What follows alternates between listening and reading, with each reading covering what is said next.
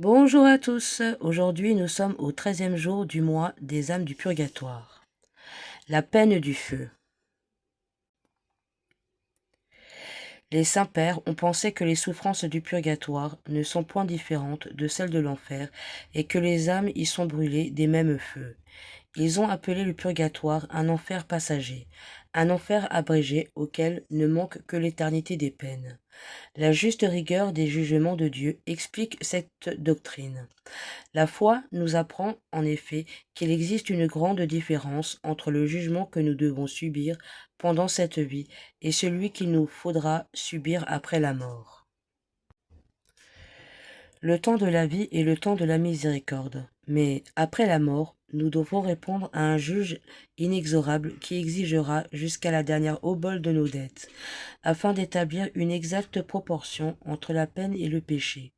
Entre sacrifier sur un autel de feu, quel plus rigoureux supplice en est-il sur la terre qui puisse lui être comparé? En est-il dans les enfers qui lui soient supérieurs?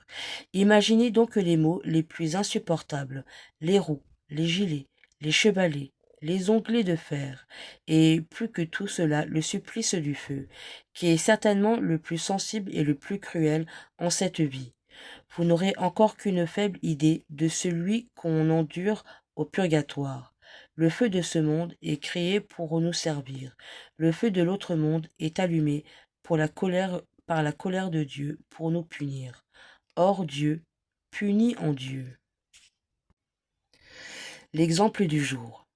Si cette nuit, disait le père Angelvin, religieux franciscain, nous étions réveillés brusquement par ce cri toujours terrible. Au feu! Au feu! Nous nous empressions de quitter notre lit et de porter secours aux victimes de l'incendie. Le purgatoire ne peut-il pas être comparé à un brasier? Si les indulgences très nombreuses que nous pouvons gagner en faisant le chemin de la croix ne l'éteignons pas, elles sont comme une eau rafraîchissante pour les pauvres âmes que la justice de Dieu y retient. Elles peuvent même les en délivrer complètement.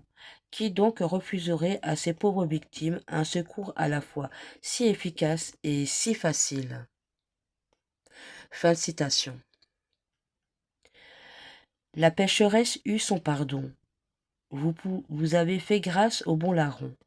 Tel mon espoir en votre nom.